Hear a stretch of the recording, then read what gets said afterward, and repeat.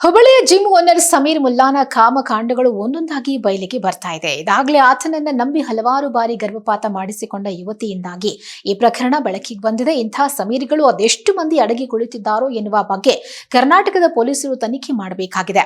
ಇದರ ನಡುವೆ ನೋಡೋಕೆ ಸ್ಮಾರ್ಟ್ ಲುಕ್, ದುಬಾರಿ ಬೈಕು, ದುಬಾರಿ ಕಾರು, ದುಬಾರಿ ವಾಚು, ಬಾಲಿವುಡ್ ಸ್ಟಾರ್ಗಳ ರೀತಿಯಲ್ಲಿ ಹೇರ್ ಸ್ಟೈಲ್ ಮಾಡಿಸಿಕೊಂಡು ಬಟ್ಟೆ ಧರಿಸಿಕೊಂಡು ಬಂದು ನಿಂತು ಬಿಟ್ರೆ ಸಾಕು, ಅಂಥವರ ಬಲೆಗೆ ಸುಲಭದಲ್ಲಿ ಹಿಂದೂ ಯುವತಿಯರು ಬೀಳುತ್ತಾ ಇರೋದು ದೊಡ್ಡ ದುರಂತ ಅಂತ ಇದೀಗ ಸೋಷಿಯಲ್ ಮೀಡಿಯಾದಲ್ಲಿ ಚರ್ಚೆಯೊಂದು ಶುರುವಾಗಿದೆ.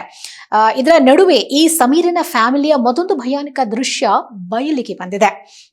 ಯಾವುದೇ ಕಾರಣಕ್ಕೂ ಇದು ಲವ್ ಜಿಹಾದ್ ಅಲ್ಲ, ನಮ್ಮದು ಸಾಮರಸ್ಯದ ಫ್ಯಾಮಿಲಿ ಎಂದುಕೊಳ್ಳಲಿ ಎನ್ನುವ ಕಾರಣಕ್ಕೋ ಏನೋ ಮನೆಯಲ್ಲಿ ಹಿಂದೂ ದೇವರ ಪೂಜೆ ಮಾಡ್ತೇವೆ, ನಮಗೆ ಎಲ್ಲಾ ದೇವರು ಒಂದೇ ಅಂತಿದೆ ಈ ಫ್ಯಾಮಿಲಿ.